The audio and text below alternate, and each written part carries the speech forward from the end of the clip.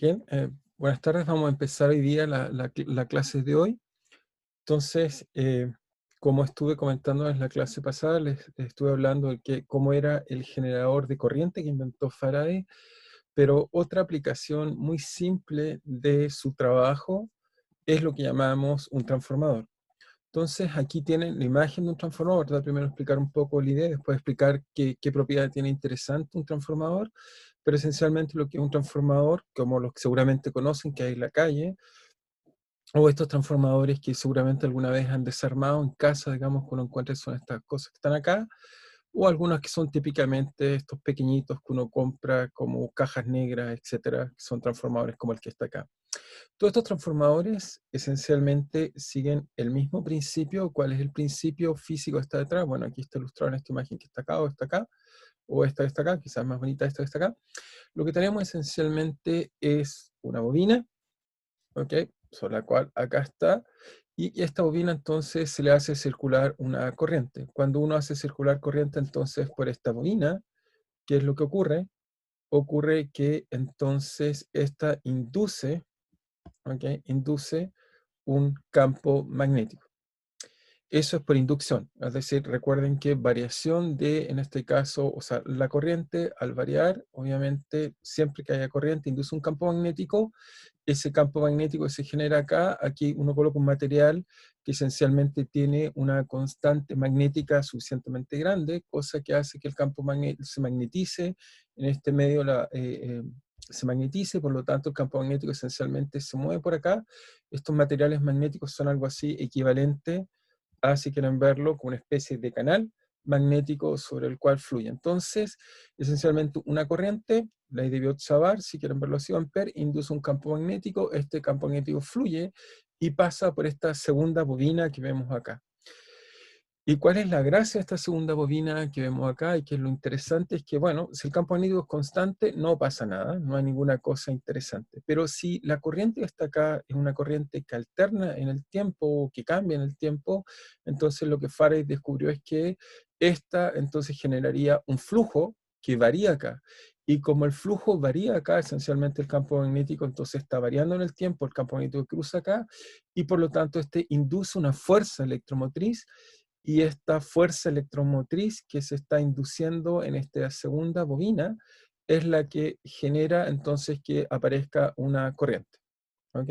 Entonces vemos que aparece esta corriente, una corriente sobre esta segunda bobina.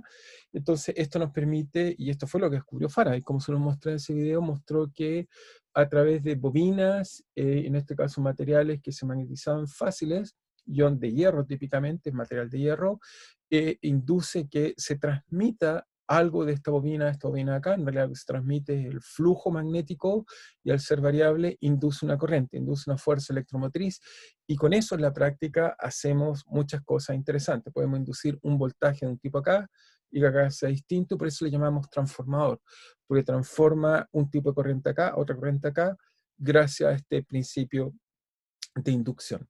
Entonces lo voy a explicar ahora un poco más matemáticamente, pero no sé si alguien tiene dudas acerca de cómo funciona un transformador, pero esta es la idea. O sea, todos los transformadores que conocemos, por ejemplo, cuando llevamos corriente de alta tensión desde la central hidroeléctrica, las corrientes son muy intensas, y gracias a este tipo de aparatos que están en las calles, entonces somos capaces de transformarlo a corriente más simple, que es la que ustedes típicamente tienen en casa. ¿Ok? No sé si hay alguna pregunta o duda. Si no, me dicen, y pueden también hacerlo a través del chat, no olvidar, o si no, pregunta si es que alguien tiene duda. Entonces voy a tratar de, mientras si es que no hay dudas, voy a colocar la tablet, y en la tablet voy a tratar de explicar un poco más el origen de qué es lo que está ocurriendo en este fenómeno del transformador. Entonces, bueno, hoy día entonces estamos 29, no sé por qué coloqué 20, perdón, ¿sí? Entonces estamos 20, y lo que voy a hacer, 21 en realidad, no sé martes 21, no sé por qué puse 20. Entonces, voy a borrar acá y colocamos 21.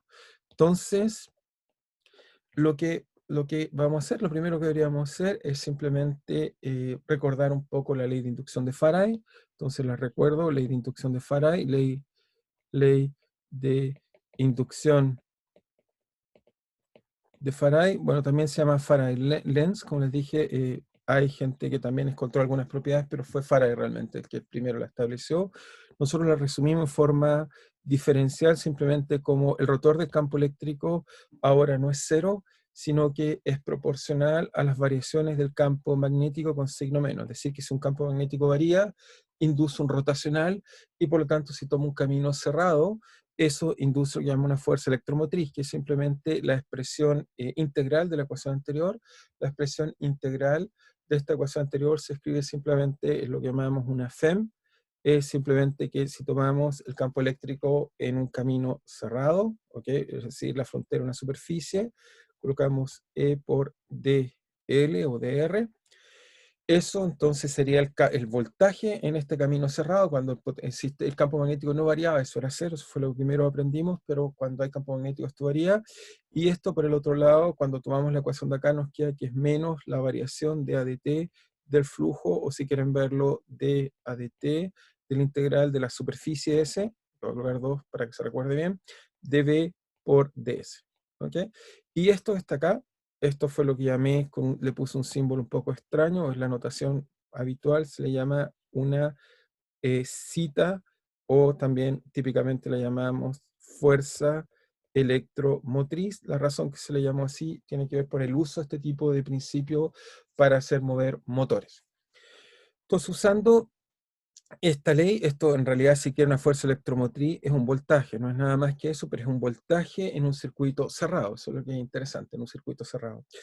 Y lo que uno descubre este voltaje en un circuito cerrado es lo siguiente, es que lo primero que uno descubre es que si uno toma una bobina, que eso fue lo que les mostré la vez pasada, pero vuelvo a colocarles la bobina para que nos quede un poco más claro. Ok, tomo aquí una bobina, entonces tomamos esta bobina, ok, la voy a colocar acá.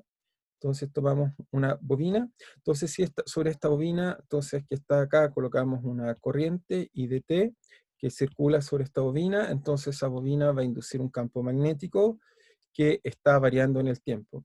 Y si entonces el principio que nos enseñó la ley de Biot-Savart es que induce un campo magnético, pero si B y la corriente es función del tiempo, B es función del tiempo, y por lo tanto esto induce un voltaje sobre este cable.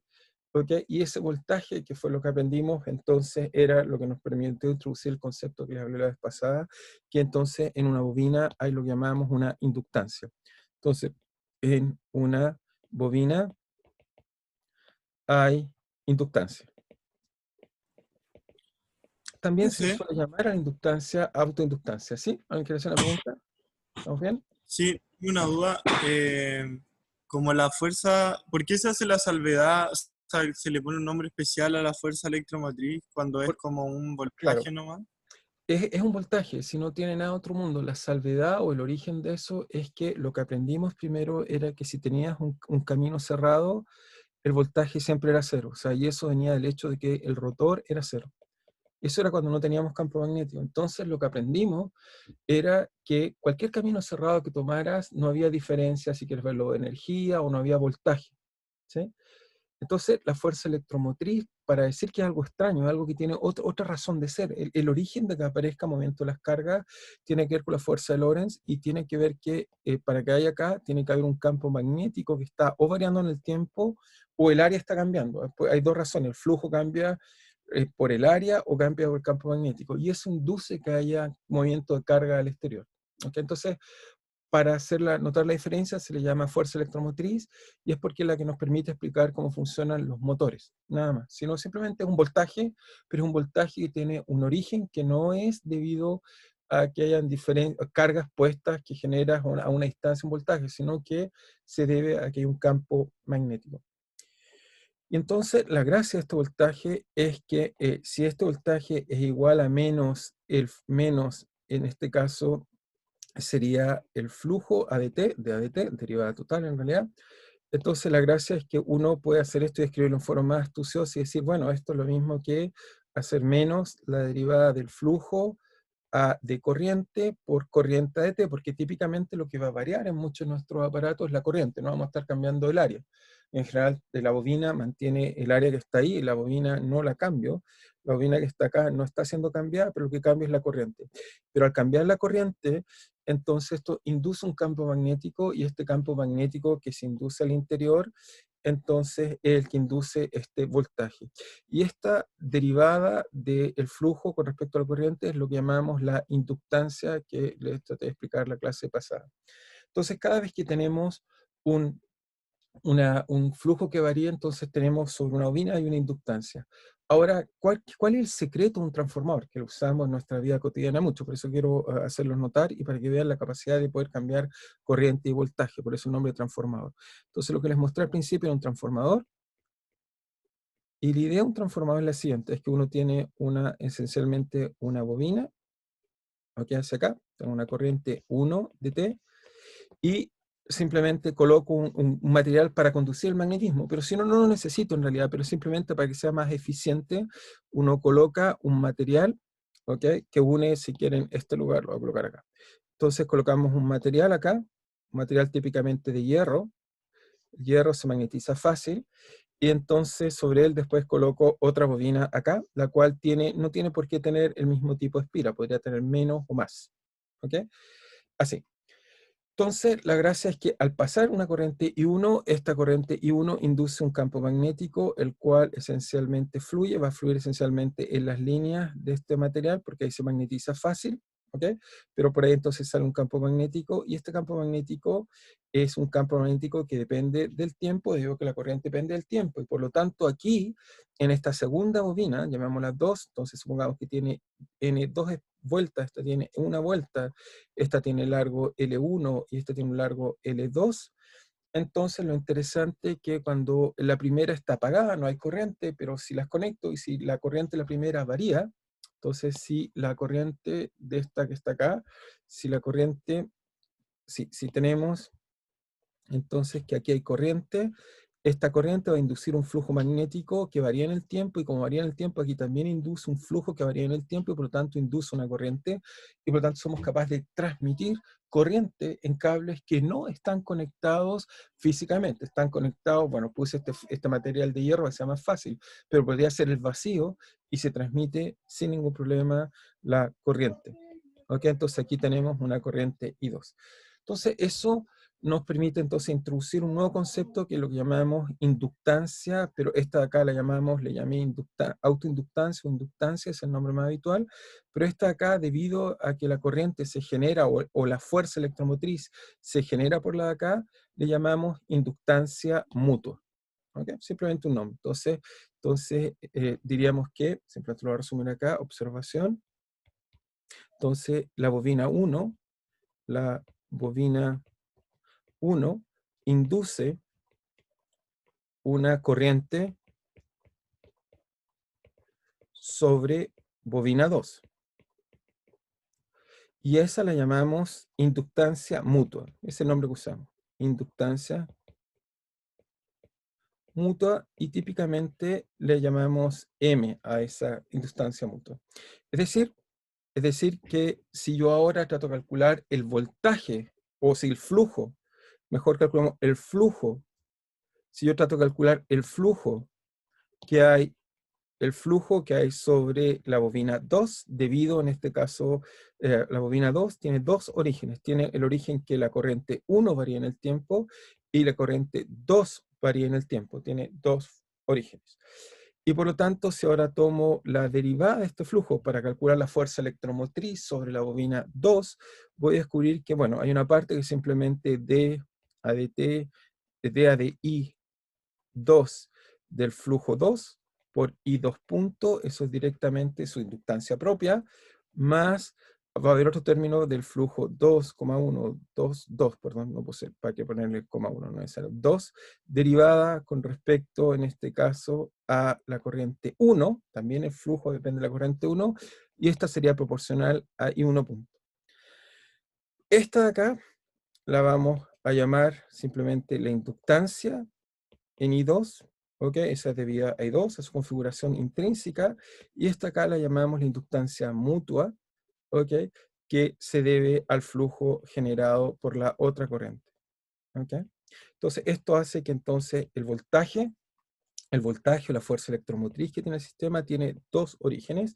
Tiene uno debido a que la corriente esté variando en el tiempo mi corriente 2, es decir, que si vuelvo a mi configuración, si la corriente 2 que está acá está variando, genera acá una FEM, o que la otra esté variando me genera un voltaje que hace que genere después una corriente.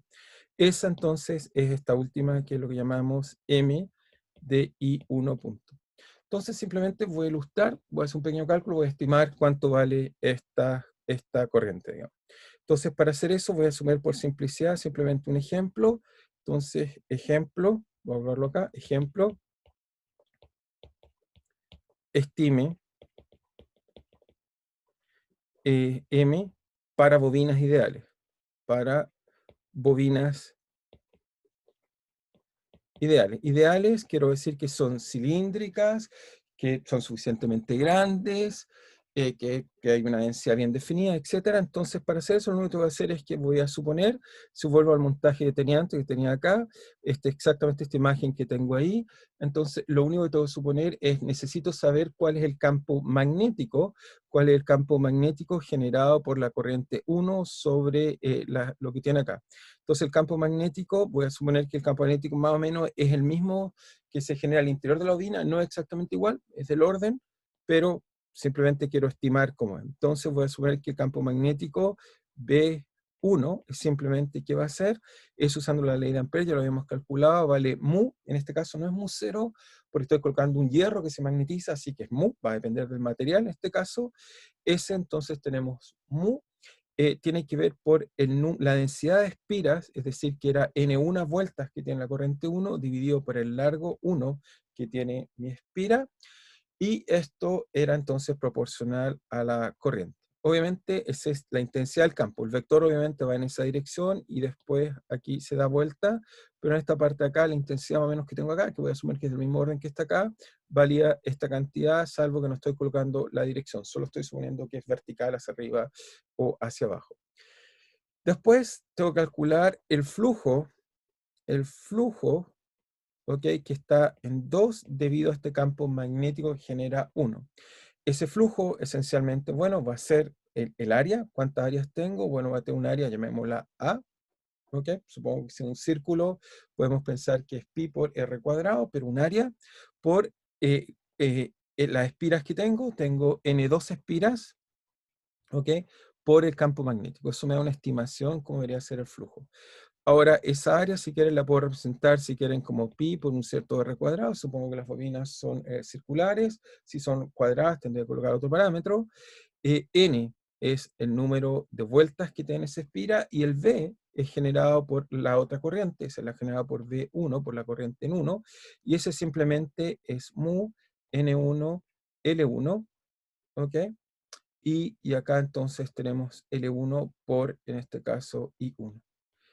Y por lo tanto, de aquí, si calculo la derivada de Φ2 con respecto a I1, encontramos lo que llamamos la inductancia mutua, que es simplemente un área, que la estoy representando así, por mu N1, entonces me queda N1, N2, ¿ok? Dividido por L1, me queda eso que está ahí. Ahora, lo interesante de esta cantidad es que si las bobinas más o menos son iguales, si se recuerda, la inductancia de una sola bobina de una sola era algo así como un área, que puedo pensar que es pi r cuadrado por mu por n1 partido por L1.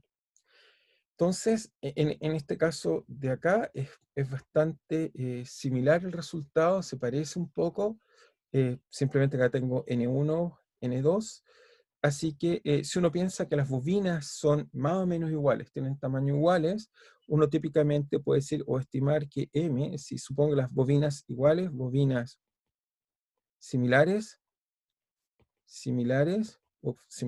voy a colocar similar simplemente, me queda que eso más o menos es como la raíz cuadrada de la bobina 1 por la inductancia de la otra. Eso lo único que estoy haciendo es, estoy suponiendo que L1 es así y que la inductancia de L2, o desgraciadamente coloqué L acá, de haber usado otra letra, porque esta quizás lo voy a colocar cursiva con una letra más bonita para que nos quede más claro que este es el largo, quizás lo haber llamado, ok, quizás desgraciadamente ocupé L acá.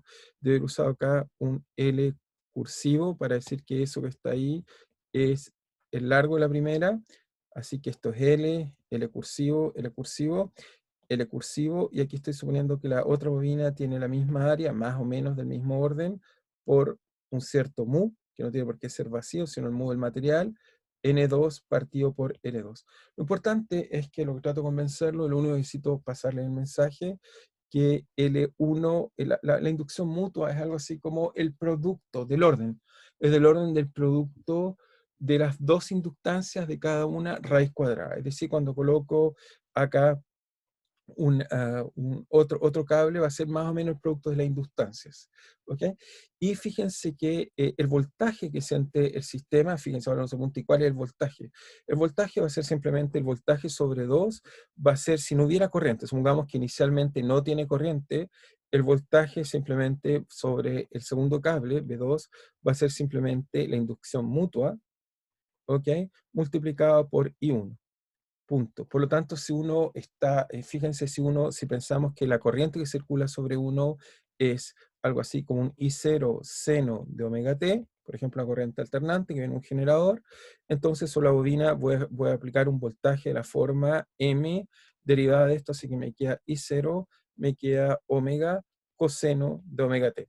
Por lo tanto, la corriente y el voltaje están en desfase, uno es seno y el otro es coseno, pero importante que induce un voltaje de esta forma, y una vez que tenga un voltaje de esta forma, obviamente va a inducir una corriente sobre el sistema 2.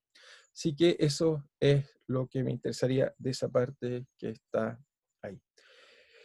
Ok, eso es lo último que quería comentar de la ley de Ampère, que es la ley que teníamos acá. Ok, entonces eso lo quería comentar, la ley de Ampère. Y ahora lo que voy a hacer es que ya tengo todos los ingredientes para escribir al fin la ecuación final de la teoría electromagnética, que nos va a permitir predecir un fenómeno muy bonito y muy importante que toda persona, yo creo, en mi opinión, debería saber. Es lo que vamos a llamar las ecuaciones de Maxwell. Entonces, ¿qué son las ecuaciones de Maxwell? Esta va a ser la teoría, ecuación de, en realidad, bueno, voy a colocar su nombre completo, yo diría que este es uno de los científicos quizás de esos que uno diría, si yo tuviera que colocar, no sé, entre los 5 científicos más importantes, lo más probable que Maxwell quede en esa lista, digamos. Entonces, ecuación de James,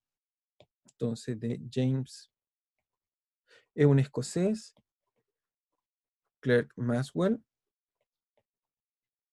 ¿ok? Entonces, ¿qué fue lo que hizo Maxwell? Entonces, Clerk Maxwell, lo que va a hacer este caballero muy interesante, digamos, va a ser lo siguiente. El resumen de nuestra teoría hasta la fecha es el siguiente. Todo lo que hemos hecho lo podemos resumir en un cierto número de ecuaciones que son las siguientes, que en su época las podemos resumir. Primero tenemos la ley de Gauss, pero ahora escrita en un medio que se puede ser dieléctrico, así que es la divergencia del desplazamiento igual a la densidad de cargas libres. ¿Ok? Rho libre. Las cargas de verdad caen en el medio. Después tenemos que la ley de inducción, entonces eso es la ley de Gauss, pero ahora escrita en un medio. Después tenemos otra ley importante, que es que el rotor del campo eléctrico es igual a qué cosa, tenemos que vale menos dV a dt, es decir, esto es la ley asociada a Faraday, que nos dice que la ley de inducción. ¿Okay? Nos dice que variación de campo magnético puede inducir puede inducir un rotacional, es decir, que puede inducir una fuerza electromotriz. La siguiente que hasta ahora llevamos es que no hay monopolos magnéticos, no hay fuentes de magnetismo puntuales, solo entendemos el magnetismo como cargas que se están moviendo, ¿ok? Así que lo entendemos de eso. Y tenemos una ley más que nos decía que simplemente era la ley de asociada a Biot-Savart y Ampère, que nos dice que esencialmente el rotor del campo magnético, pero lo escribimos en un material, es simplemente la corriente J, ¿ok? Así que nos queda J. Eso es lo que encontramos, y esta ley de acá la llamamos, en este caso la llamamos ley, si quieren, ley está asociada de circulación de Ampère. La única que no tiene un nombre asociado es el que no hay monopolo, así que esta le vamos a llamar monopolo. No hay fuentes de campo magnético. Estas ecuaciones resume todo lo que hemos aprendido. Vamos a ver que Maxwell se va a dar cuenta que hay una pequeña contradicción y la va a arreglar, y eso arreglar descubre una cosa maravillosa. Entonces, hasta ahí llevamos nuestras ecuaciones, ¿Y qué vamos a agregar ahora? Obviamente hay unas relaciones más que son simplemente relaciones que relacionan los D y los E. El desplazamiento se relaciona por un medio cualquiera, simplemente por la constante eléctrica del vacío por el campo eléctrico, más la polarización. Si el medio se polariza, tenemos esta cantidad que está ahí. Y la intensidad magnética se relaciona con el campo magnético como B partido por simplemente mu0 menos la magnetización. Si el medio se magnetiza, introdujimos estos dos vectores. Más tenemos una ecuación más algo que, y esta es la contradicción, más nuestra ecuación de continuidad que nos dice que la variación de cargas está asociada simplemente a que fluyen las cargas a través de la ecuación de continuidad. Son estas ecuaciones las que escribe todo lo que hemos aprendido. Todo lo que hemos aprendido hasta ahora se resume en estas ecuaciones que están acá. Pero Maxwell se va a hacer una pregunta difícil sobre estas ecuaciones, y entonces, ¿qué es lo que va a contar Maxwell? Entonces, Maxwell hace, acá está, entonces Maxwell, ¿okay? Lo colocamos acá, Maxwell. Maxwell va a hacerse una pregunta interesante, es que muchas de estas leyes no habían sido escritas así, él las escribe así, pero incluso en la época Maxwell va a descontar que hay una contradicción con estas ecuaciones. ¿Y cuál es la contradicción? Lo que hace Maxwell es que va a tomar simplemente se hace la siguiente pregunta, la pregunta se va a hacer es ¿qué pasa si tomo la ley de Ampère y le aplico divergencia? ¿Ok? Simplemente va a tomar la ley de Ampère, esa nos dice que el rotor de H es igual simplemente a J. Y le toma el rotor a esta ecuación. ¿Y qué es lo que descubre? Bueno, descubre algo bastante inesperado. Si yo tomo el rotor de esto, fíjense, acá tengo una propiedad, es que tengo la divergencia del rotor. Eso, siempre la divergencia del rotor va a hacer que esto sea cero. ¿Okay? Y por lo tanto encontramos que las ecuaciones que hemos escrito antes, que hemos estado estudiando, en particular la de Ampère, que nos dice qué origina el campo magnético, una corriente origina el campo magnético, nos lleva a la conclusión de que la divergencia de J es cero. Y por lo tanto, esto nos lleva a decir que las ecuaciones anteriores, ¿okay? Nos lleva a la conclusión, digamos, dramática, las ecuaciones anteriores solo describe corriente estacionaria. Es decir, que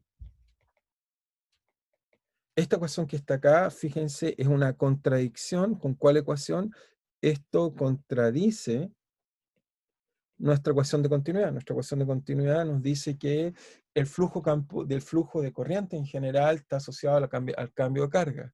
Sin embargo, las ecuaciones que hemos estado usando hasta ahora solo describen un sistema en el cual las corrientes son estacionarias. Solo los campos magnéticos son generados por corriente estacionaria. ¿Okay? Hasta la época no habíamos hecho el hincapié en qué pasaba si J cambiaba en el tiempo y cómo eran los campos magnéticos. Entonces, justo aquí hay una contradicción, la cual descubre Maxwell, y él entonces la trata de corregir, la trata de enmendar. Y al enmendarla, va a ser un gran descubrimiento. Entonces, él dice, dice, la ecuación correcta es esta. Entonces, veamos cómo corrige y repara esta ecuación y nos lleva a su ecuación. La ecuación correcta, entonces, la ecuación correcta es la de continuidad. Eso nos dice que las cargas esencialmente se transportan. La ecuación correcta es simplemente esta, es esta la que debemos usar en general, no solo para corriente estacionaria. Las ecuaciones deben ser generalmente más válidas que lo que inicialmente encontramos. Y esto, entonces, es esto lo que lo va a hacer llevar a una conclusión bastante inesperada. Escribe esto así, pero él se da cuenta que acá apliqué el rotor, y entonces él trata de escribir una ecuación que sea proporcional al rotor, y esto, fíjense, es por un lado dt a d ρ, pero ρ, ¿cuánto vale? Ρ, usando la ley de Gauss, vale divergencia del desplazamiento. Y acá tengo la divergencia de J. Por lo tanto, esto es equivalente a escribir simplemente divergencia de dt del desplazamiento más j igual a 0. Eso es la ecuación de continuidad, pero ahora escrito en función del desplazamiento, ¿ok? Y no de ρ. Por lo tanto, Maxwell va a concluir que cuando él aplica la divergencia a la ecuación de Ampère, no debiera salir simplemente divergencia de J, sino debería salir esta ecuación. Y por lo tanto propone, simplemente una proposición, propone, y la proposición va a ser maravillosa porque nos va a permitir dar a luz, nos va a permitir entender la luz. Esto va a ser el fenómeno maravilloso que va a esconder en la contracción que encuentra estas ecuaciones y cómo las mejora. Entonces lo que va a descubrir es simplemente decir, bueno, lo que hay que hacer es que la última ecuación en realidad hay que escribirla así. Si uno la escribe, simplemente ahora en vez de escribir solo j, uno le suma además la derivada de a de t, de d. Entonces, cuando yo aplique la divergencia, voy a encontrar la ecuación de continuidad y no la ecuación de corriente estacionaria. Por lo tanto, cambia esta ecuación, la escribe así, la generaliza con este término que voy a insistir que está ahí, que es muy, digamos, especial. Este término que tenemos ahí, agrega este término extra en la ecuación, este que está acá, y mantiene todas las otras ecuaciones. Entonces ahora él va a proponer, y esto es lo que llamamos ecuaciones de Maxwell, en realidad va a proponer que tenemos esta ecuación que está acá, tenemos por otro lado, las otras ecuaciones no han cambiado, tenemos la ley de inducción que nos dice esto que está acá, esto está perfecto, no hay ninguna contradicción con nada. También esto que está acá nos dice que no hay monopolos magnéticos, no hay ninguna observación hasta el día de hoy que exista un monopolo magnético. El día que descubramos eso, vamos a tener que volver a cambiar este tipo de ecuaciones, pero por ahora, hasta el día de hoy, nunca ha sido observado. Entonces tenemos eso y además nos queda una última ecuación que nos decía simplemente, en este caso, cuál era entonces, nos falta, tenemos rotor, nos falta la ley de Gauss. Entonces nos queda así. Y la gracia es que esta ecuación ya contiene la ecuación de continuidad, ya no la tenemos que agregar. Está incluida en nuestras ecuaciones la ecuación de continuidad. No tenemos que hacer ningún cambio a estas ecuaciones. Entonces, van a ser estas ecuaciones las que vamos a colocar en un marco importante. Estas ecuaciones más una definición más, las definiciones. Estas son las ecuaciones que realmente describe los campos eléctricos y magnéticos. Esto llamamos las ecuación de Maxwell. ¿Ok? Van a ser esta realmente la ecuación, digamos, importante que hemos trabajado durante mucho tiempo para descontar. Van a ser estas ecuaciones, digamos, las que realmente describen todo y resumen todo lo que hemos hecho. Es realmente este conjunto de ecuaciones las que va a describir lo que vemos, más simplemente un par de definiciones, más la definición de que el vector de desplazamiento es 0 por E más P. P tenemos que modelar cómo se polariza la materia. Si suponemos que isótropa, lineal homogénea, sabemos que proporciona la E, pero va a depender del material que queramos. Y H lo mismo. La intensidad magnética es simplemente cómo el material se magnetiza y eso entonces nos permite definir esta otra cantidad. Son estas ecuaciones más estas definiciones, son definiciones, si quieren verlo así, nos permite describir todo lo que son los campos eléctricos y magnéticos. Aquí realmente resume todo Maxwell en estas ecuaciones que están ahí, que describe todo lo que deberíamos hacer. En realidad todo el curso que hemos hecho son estas ecuaciones. Pero ahora tratemos de entender qué fue lo que descubrió Maxwell, porque agrega este término y dice, bueno, pero ¿qué significa esto que acabo de agregar? ¿Qué puede generar? Entonces, esta última ley, la vamos a colocar acá, voy a hacer observaciones, tiene varias implicancias muy relevantes. Entonces, la primera es que esta ley, si quieren, que modifica o enmenda Maxwell, al enmendarla descubre varias cosas. Lo primero que nos dice esta ley es que, entonces, una corriente que ahora puede ser estática o no estática, estacionaria o no, puede medir el tiempo y ya no hay problema porque la ley de continuidad se satisface. Una corriente genera campo magnético. Eso ya lo sabíamos, magnético, sabíamos que esto era lo que en realidad asociamos a la ley de Ampère. Simplemente decíamos que si o Biot-Savart, si lo quieren ver también, nos dice que es de circuito Ampère, nos dice mentalmente es que si yo tengo un sistema, tengo una corriente, ya lo sabíamos, pero quiero volver a enfatizar, nos dice que tenemos una corriente, esto entonces genera un campo magnético.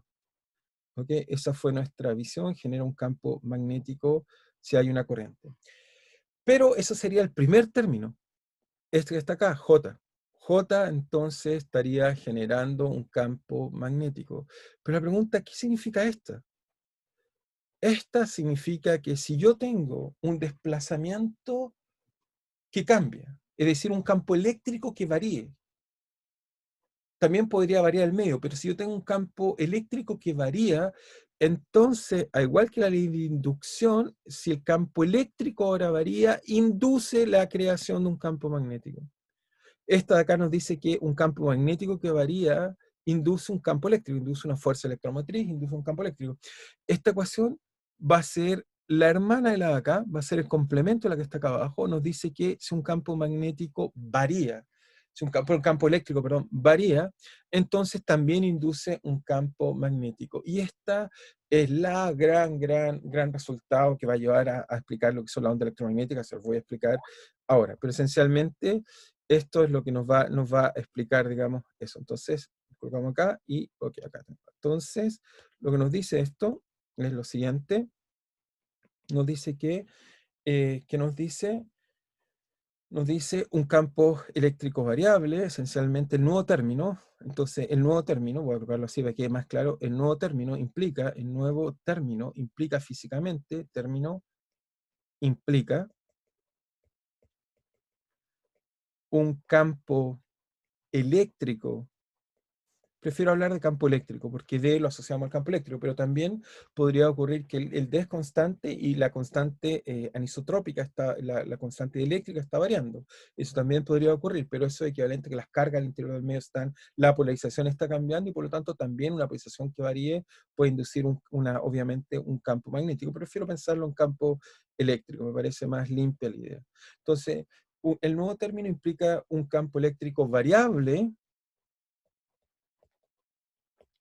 induce campo magnético.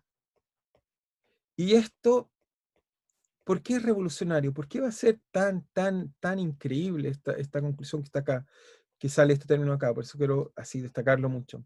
Induce que por primera vez podemos tener campos eléctricos y magnéticos sin la presencia de cargas. Esto está diciéndome que si de alguna forma logré crear un campo eléctrico que varíe en el tiempo, entonces va a inducir un campo magnético que varía en el tiempo. Pero si tengo un campo magnético que varía en el tiempo, la ley de inducción me dice que también va a inducir un campo eléctrico.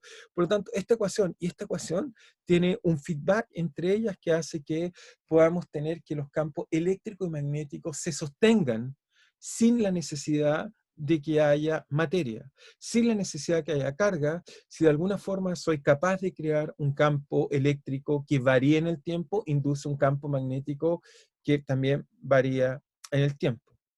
¿Ok? Entonces, esta variación del tiempo, tanto el campo eléctrico y magnético, va a soportar un fenómeno muy espectacular, que son las ondas electromagnéticas, que es la luz, que voy a tratar de explicar ahora. Pero entonces quiero enfatizar, no sé si tienen duda de eso, simplemente ahora voy a formalizar esta idea, pero esta corrección de Maxwell nos va a permitir que la gran consecuencia de eso, lo voy a escribir, es que si alguien tiene preguntas, me puedo hacer preguntas de esta idea, porque me parece demasiado importante, pero lo que nos dicen que en realidad se puede tener campos eléctricos y magnéticos sin la necesidad de que hayan cargas que los soporten. Entonces, hay campos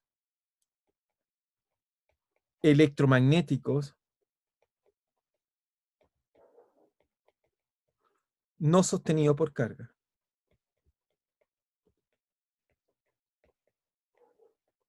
No sé si le queda claro a todos, pero eso quiere decir que no están sostenidos por carga. No necesito que haya una carga o una corriente. Por primera vez nos encontramos que si un campo varía, si un campo eléctrico varía, genera un campo magnético que varía, un campo magnético varía, genera un campo eléctrico que varía, y así se retroalimenta este sistema y nos va a producir este fenómeno maravilloso que son las ondas electromagnéticas. ¿Está claro? Si no, simplemente ahora voy a tratar de explicar cómo entender este fenómeno tan bonito. ¿Ok? ¿Estamos bien? Si no hay dudas, simplemente voy entonces, si no tienen dudas, voy entonces Profe, a proceder. ¿Sí? ¿Pregunta? que una pregunta, por ejemplo, con respecto si hay que hacer un cálculo en una prueba, ¿Sí? como como se están afectando, o sea, no sé si lo entiendo bien, pero como se están afectando, una ecuación afecta a la otra y después la otra afecta, como que se genera como una especie de interacción circular. ¿Sí? Entonces, ¿cuándo termina el cálculo? Esa es como No la termina pregunta. nunca. Y vamos a ver que eso hace que la luz se propague siempre. Eso es lo que nos va a predecir. O sea, si tú prendes la luz se va a propagar hasta infinito. Es eso lo que nos va a decir. Es eso lo interesante, no termina nunca. Una excita a la otra y la otra excita a la otra, y eso nos va a permitir que haya un fenómeno bonito. O sea, simplemente para poder explicarte un poco mejor, me voy a tomar un solo segundo, voy a adelantar un poco lo que quiero explicar, pero quiero un poco explicar bien lo que acabas de comentar.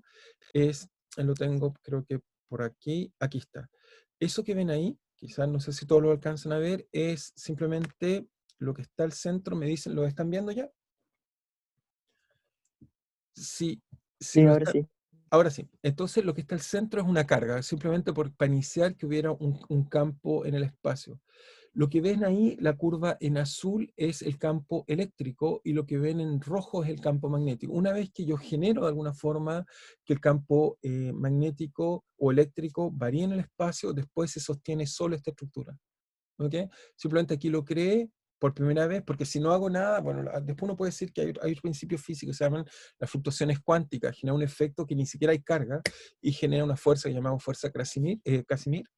Aquí en este caso, si esto varía, genera un campo eléctrico que va variando en el tiempo, eso genera un campo magnético que varía en el tiempo, que a su vez genera un campo magnético, y esto genera lo que llamamos una onda electromagnética, que es lo que el caso particular de la luz.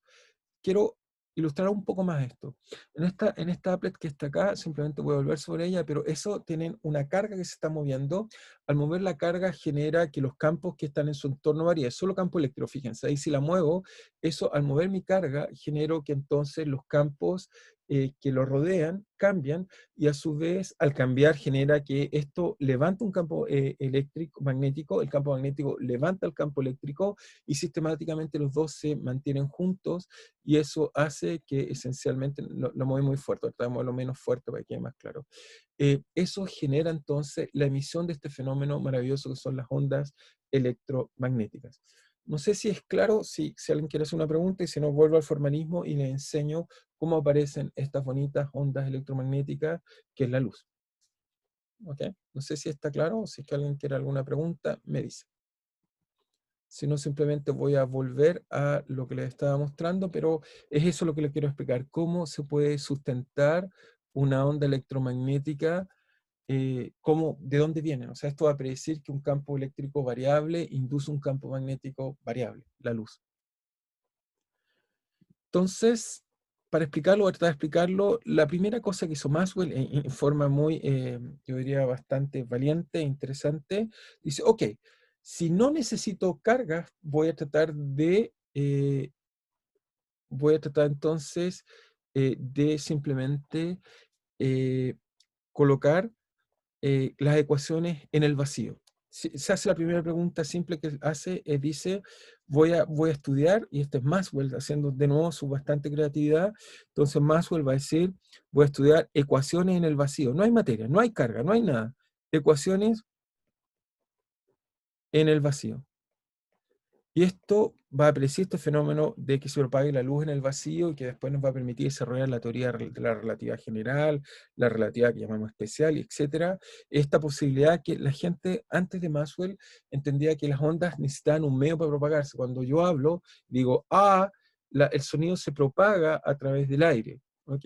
Y en este caso hay una señal que viaja a través del circuito eléctrico, pero una vez que sale este aparato, es enviado por ondas electromagnéticas que les llegan a ustedes, que podrían estar en el vacío y se pueden propagar. Entonces dice ecuaciones en el vacío, ni siquiera hay carga. Entonces, no carga, no carga, no corriente, nada. Esto es lo increíble, nada, nada. Después vamos a colocar si es que hay algo de materia y cómo afecta lo que les voy a enseñar. Entonces, escribe esta ecuación. Entonces, simplemente nos queda, ahora en el vacío, nos queda simplemente la divergencia de E igual 0, la ley de Gauss, pero ahora como no hay nada, nos queda eso. Nos queda también la divergencia de campo magnético igual a vacío. Se simetrizan un poco más las ecuaciones.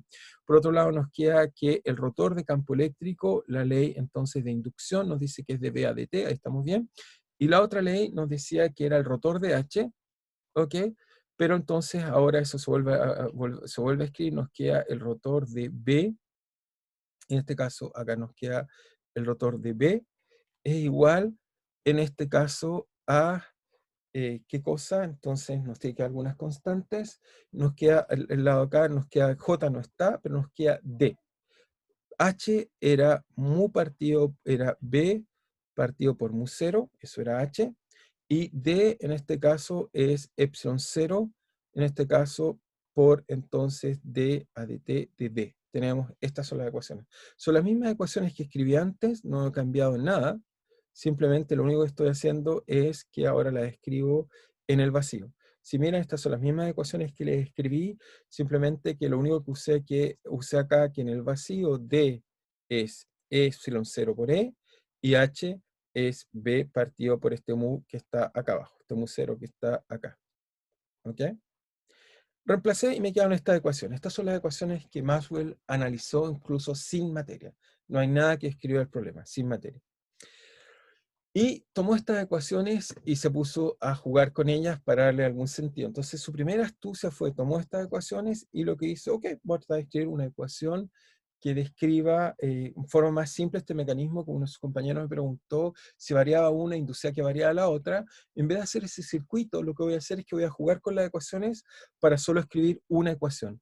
Y eso nos va a llevar a una ecuación muy bonita, que es la ecuación de onda. Entonces, ¿qué es lo que voy a hacer? Voy a tomar esta ecuación y le voy a aplicar el rotor. Voy a hacer simplemente, voy a hacer rotor, voy a tomar el rotor, ¿ok? De el rotor del campo eléctrico, y hacia el otro lado me va a quedar menos el rotor de dB a dt. ¿Ok? Tomo el rotor de esa ecuación. El rotor del rotor, ya sabemos lo que hace. El rotor del rotor, simplemente eso nos queda, lo primero nos queda, entonces eso queda algo así como el gradiente de la divergencia de E, ¿ok? Menos el laplaciano de E, ¿ok? Y eso es igual a menos, en este caso, si saco entonces la derivada, me queda menos de A dt del rotor de B. Eso lo hago por el otro lado. Lo primero que hago es que fíjense de la ecuación de Gauss, dado que no hay carga, esto es cero. La divergencia de es cero, no hay cargas. Y del otro lado, fíjense, ocupo la otra ecuación. La otra ecuación me da el rotor de B, es la otra ecuación que está acá, me dice cuánto vale el rotor de B en función... Ah, y aquí, perdón, puse D, pero aquí es E, por supuesto, no hay materia. Ahí simplemente voy a colocar corrección, voy a hablar con cuidado, es E. Entonces, nos queda que, por un lado nos queda, esto implica que esto es menos el laplaciano de E, y esto es menos, ¿qué cosa? De A de T, del rotor de B, pero el rotor de B es simplemente mu 0 por E0, se lo despejo esta ecuación de acá, por D A de T de E. Ahí usé la otra ecuación, ahí usé simplemente la nueva ecuación, que llamaríamos, en este caso, sería la nueva ecuación, digamos, de circulación, que la corrigió Maxwell. Y esto nos lleva a una muy bonita ecuación, que es la siguiente. Esto nos lleva a la siguiente ecuación. Fíjense, el mu 0 y 0 son constantes, las paso para el otro lado, lo voy a escribir así. El menos con el menos lo cancelo, y me queda 1 partido por mu 0, epsilon 0, laplaciano de E igual a segunda derivada de A de T de E. ¿Ok? Me queda eso que está ahí. Ups, solo un segundo, cuidado. Ok, ya sí, lo siento. Entonces, nos queda, digamos, esta ecuación de acá.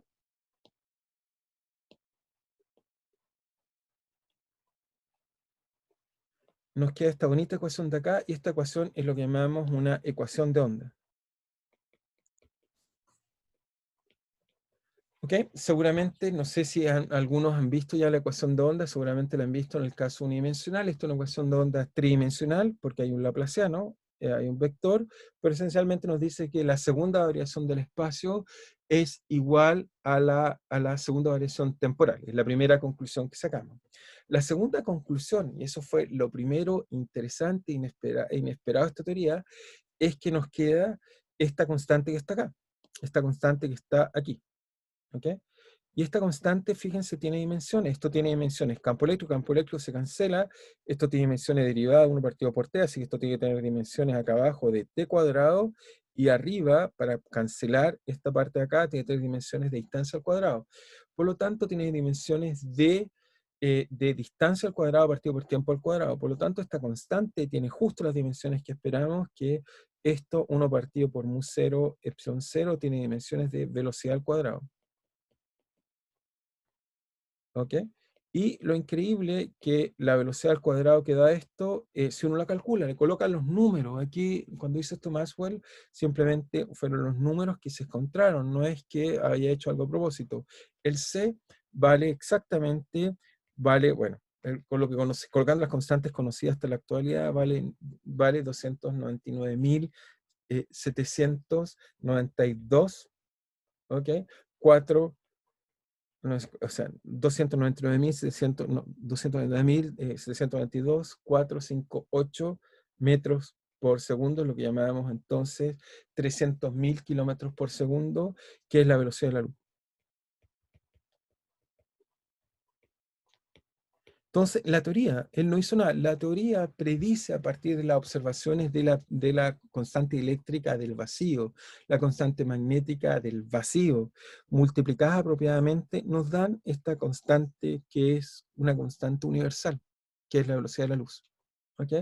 Así que lo primero es que predice que esta ecuación de onda, vamos a ver que tiene soluciones, las cuales se propagan a la velocidad de la luz. Son campos eléctricos y magnéticos que se propagan a la velocidad de la luz, que fue lo que les traté de mostrar antes en el applet que les mostré. Al mover cargas, esto se propaga con una velocidad determinada. Entonces voy a tratar de resolver estas ecuaciones, entonces vamos a hacer un ansatz astuto para tratar de resolverlo. Entonces, de las simulaciones que vimos para tratar de resolver esta ecuación, simplemente voy a hacer un ansatz motivado por lo que les mostré numéricamente, ansatz, pero voy a tratar de construir la solución, pero voy a tratar de motivarla. Lo que vemos es que cuando veíamos el sistema, puse una carga, no necesito cargas, pero eso me ayudó a que vieran algo. Eso quiero tratar de usarlos para construir la solución de estas ecuaciones. Lo que vimos fue que eso generaba que el campo eléctrico, si subía y bajaba, oscilara. Así que teníamos un campo eléctrico que subía y bajaba, y a su vez se propagaba, este campo eléctrico que les mostré, se propagaba en esta dirección. ¿Ok? Entonces voy a tratar de construir una solución que haga esto. Entonces la solución que voy a construir es un sistema de coordenadas. Voy a simplemente colocar, voy a llamar a esto Z, dirección de propagación, X, y como mi problema es tridimensional, Y. ¿Ok? Entonces simplemente voy a hacer eso en función de lo que les mostré en la simulación como motivación para resolver el problema. Es decir, que mi ANSAT voy a construir un campo eléctrico que va a ser E0, una cierta intensidad. Esto se propaga en forma armónica, las soluciones que ya sabemos son propagativas, son de la forma coseno o seno, da lo mismo, de una cierta, son de la forma z menos ct. Eso quiere decir que esto se propaga con la velocidad de la luz, y por supuesto el coseno z tiene dimensiones de longitud, el coseno es una función que no tiene dimensiones, así que al interior tengo que colocar algo que no tenga dimensión, así que me voy a permitir colocar acá una constante k, que después voy a tratar de interpretar, que es lo que llamamos el número de onda que está asociado a la longitud de onda. Pero por ahora es una constante que coloco para que las dimensiones me calcen a la solución propagativa. Y esto en la dirección X unitario. No sé si alguien tiene duda del ansatz que coloqué, pero eso predice una solución tipo seno o coseno trigonométrica que se está propagando con una velocidad c. ¿Ok? Este es mi ansatz. Esto efectivamente corresponde a una solución que si ustedes la grafican en un tiempo t dado, les da un coseno, pero si después cambian el tiempo, como se va moviendo esta fase, se va moviendo la solución. Es eso esencialmente lo que me está diciendo. Y ahora lo que voy a hacer es reemplazar esta solución en la ecuación. Veamos que va a ser solución. Voy a encontrar que esto va a tener algunas propiedades. Primero voy a mostrar que es solución y veamos qué tiene. Entonces veamos si es solución. Entonces probemos que es solución. Mostremos que es solución. Eso es lo que vamos a hacer ahora. Mostremos que es solución de la ecuación que encontró Maxwell.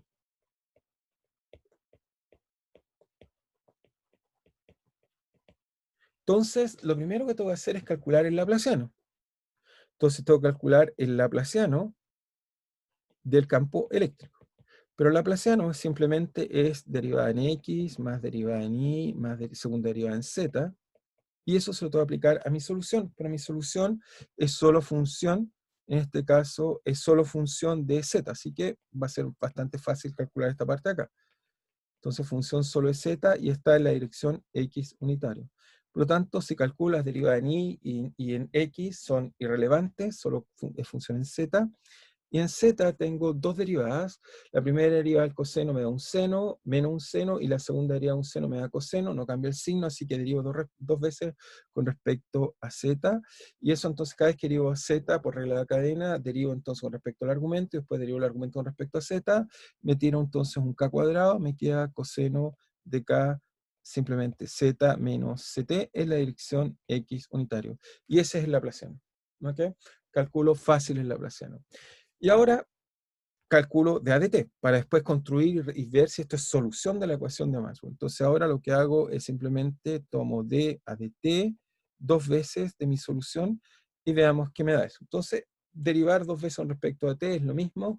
Tengo que hacer simplemente d ADT dt de E0 coseno de kz menos ct en la dirección x unitario. Tengo que hacer exactamente la misma operación.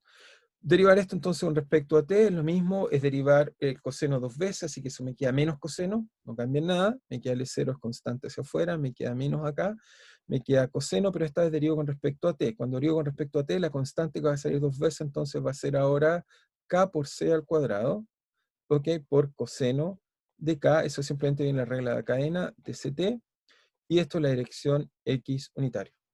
¿Ok? Los signos en realidad es menos kz al cuadrado, pero menos al cuadrado es 1, así que obviamente no lo coloco. Y ahora lo que hago es que tomo estas dos cantidades y construyo la ecuación de Maxwell, la ecuación de, o sea, la ecuación de onda que acabo de descubrir de Maxwell, que esa que está ahí, simplemente derivo por esas constantes y veamos si esto es solución. Entonces, por un lado tengo, fíjense, el laplaciano, lo escribo, entonces el laplaciano me queda entonces, la ecuación que tengo que verificar es de la forma 1 partido por mu 0, epsilon 0, laplaciano de E, y eso tiene que ser igual a dA de t de t d. Veamos qué solución. Entonces, si reemplazo eso, reemplazando, entonces reemplazamos y veamos lo que obtenemos. Entonces, al reemplazar, voy a obtener por un lado 1 partido por mu 0 epsilon 0, el laplaciano, que lo acabo de calcular hasta acá arriba, vale menos E0 k cuadrado coseno de k por z menos ct en x unitario, y al otro lado me queda exactamente lo mismo, me queda menos E0 k c cuadrado por coseno de lo mismo, voy a colocar lo mismo para no estar escribiendo más allá, lo mismo, en la dirección de x unitario. Por lo tanto, si se fijan ahora, con cuidado, entonces, efectivamente, solución, sí, ok, esto se cancela, ok, esas partes de ahí se cancelan, no hay problema, se cancelan, los cosenos y los x unitarios se cancelan, y entonces, fíjense, acá tengo un k cuadrado, y voy a encontrar que esto se satisface si solo si c, la velocidad de propagación, es 1 partido por mu 0 epsilon 0. Entonces eso me dice, ok, lo que encontré es solución siempre y cuando C, que está acá, no es cualquier cosa. C tiene que ser exactamente la raíz cuadrada de 1 partido por mu 0 C. Entonces esto me enseña y me dice que lo que descubro de este cálculo es que lo que me está enseñando es que me dice que entonces la velocidad de propagación de mis ondas es la forma 1 partido por raíz de mu 0 0. ¿Ok? Así que me dice que se propaga. Pero para deducir esta ecuación, yo usé propiedades del campo eléctrico, así que me tengo que preguntar qué pasa con el campo magnético para construir la solución. Entonces, cuando yo calculé las ecuaciones de Maxwell, o sea, cuando usé la ecuación de onda, o sea, la ecuación de Maxwell, fíjense que usé las otras ecuaciones. Por lo tanto, a partir de estas otras ecuaciones puedo encontrar cuánto vale el campo magnético. Ya mostré que es solución. Ahora tengo que sacar cuánto vale el campo magnético. Y para eso simplemente ocupo la ley de inducción. Me da una relación entre B y C. Me dice que si yo tomo el rotor de E, perdón, me dice que eso es menos dt a dB. Veamos qué nos da eso. El rotor de E Entonces, si calculo el rotor de E, es simplemente va a ser X unitario, derivada de A de X, Y unitario, derivada de A de Y, Z unitario, derivada de A de Z, ¿de qué cosa? De E, pero E es 0 acá y 0 acá, lo único que tiene es un E0 acá, coseno de K de Z menos CT. Entonces, si yo calculo el rotor de esto que está acá, fíjense que la única componente que va a sobrevivir es, si tomo en X, eso es 0. Si tomo en Z, entonces en Z me queda derivada de Y, a de algo que no depende de Y, 0, de A de X, 0 es 0. Así que la única que sobrevive en esta ecuación es Y. Es el único término que va a sobrevivir. Y por lo tanto, simplemente, ¿qué me da? Eso me da al tomar la derivada de y, me queda entonces 0 acá afuera. La derivada del coseno se transforma en este caso en la derivada, entonces, perdón, de z, entonces menos z, derivada de z de coseno, eso es seno, de coseno es seno de k z menos ct. La derivada del argumento, entonces, con respecto a z, me tira un k hacia afuera. Y recuerden que la derivada además del coseno también me tiene un signo menos hacia afuera, así que me queda menos kz y la dirección y. ¿Ok? Y por otro lado, solo me faltan unas pequeñas líneas y ya voy a terminar. Simplemente me dice que entonces que menos dB a dt es igual a menos K, ¿ok? De E0, de seno de K entonces Z menos CT, en la dirección I. Tomo esta ecuación y la integro. Entonces aquí tengo más, y en cuanto entonces que B, simplemente tiene que ser la primitiva que me da eso. Entonces eso me da simplemente que vale, entonces vale que vale K, ahora tengo que derivar con respecto a T, me queda coseno de KZ menos CT en la dirección I, ¿ok? Y fíjense que para que me dé eso al derivar con respecto a T, entonces, fíjense que al derivar de t me va a salir un menos hacia afuera, pero con el menos del argumento acá queda más. Y entonces simplemente para que me dé eso, tengo que dividir esto por c. Así que encuentro esto que está aquí. Y por lo tanto, esto, ya tengo todo, simplemente voy a comentar una línea más. Simplemente quiero enfatizar el resultado. Encontramos que el campo magnético es así, va en I, es coseno igual que el otro.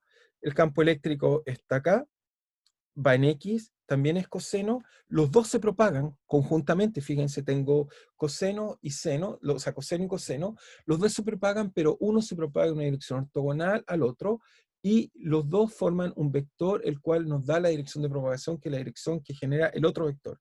Es decir, que la onda que estamos viendo, simplemente voy a hacer la última figura, o en realidad tengo una figura acá, si quizás es más fácil, les muestro una figura que tengo acá. Lo que nos dice eso entonces, la voy a colocar acá, más fácil, nos dice que lo que les acabo de mostrar en realidad es que el campo eléctrico está variando en la dirección que llamé X, o sea, esta es la dirección que yo llamé, si quieren, X, X es hacia acá arriba, Y es hacia acá, y Z es hacia acá. Y lo que encontramos es que efectivamente la solución me dice que el campo electromagnético esencialmente, o la ecuación del vacío, fíjense, en esta ecuación sí es la naturaleza.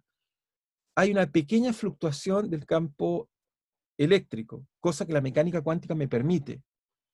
Entonces, no necesito carga. Una pequeña fluctuación va a generar que entonces se empiece a propagar un campo eléctrico que oscila, que a su vez induce un campo magnético en la otra dirección que oscila, y los dos se propagan haciendo un fenómeno ondulatorio que es el que estamos viendo allá. Y por lo tanto, Maxwell, aún me falta enseñarles un par de cosas más, pero Maxwell lo que va a descubrir simplemente es que estas ecuaciones predicen, esta es la imagen que está tratando de mostrarles acá, predice que cuando un campo eléctrico varía, entonces genera un campo magnético que varía, los dos se sostienen y se propagan a una velocidad muy precisa, que es la velocidad de la luz. ¿Okay? Me falta explicarle que esto tiene una longitud de onda, tiene frecuencia, me falta explicarle en realidad por qué esto es la luz. Vamos a ver que en realidad esto es parte del espectro lumínico, o sea, no es toda la luz, sino que va a ser parte de un pedacito de la luz, pero eso se los voy a comentar quizás con más calma la próxima clase, y algunas propiedades interesantes, cómo se propaga la luz, por ejemplo, en un medio eléctrico, por qué en un espejo rebota la luz, por qué hay materiales que la luz no lo cruza, etcétera. Voy a tratar de explicarle un poco algunas de esas propiedades interesantes que creo que son relevantes. ¿Ok? Así que no sé si tienen alguna pregunta u observación. Si en el sentido, si no estamos claros, voy a dejar la clase hasta ahí, pero por lo menos contento en el sentido de decir que ya tenemos las ecuaciones que explican todo. Esta seguramente es de las grandes teorías. Este realmente de las teorías que hasta el día de hoy usamos y explica una de las fuerzas fundamentales, que es la fuerza electromagnética. Hay solo 4 fuerzas fundamentales: gravitacional, electromagnética, y las dos otras en realidad son una copia de esta teoría, ¿ok?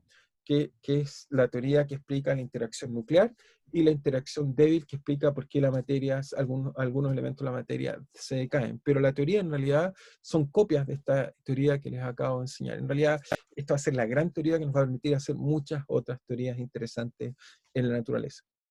¿Ok? No sé si hay alguna pregunta, observación o comentario, lo pueden decir por el chat si es que alguien quiere decirlo por algún lugar. Y si no, me dicen si Profe, estamos claros. ¿Sí? que creo que en el último resultado también había que dividir por K.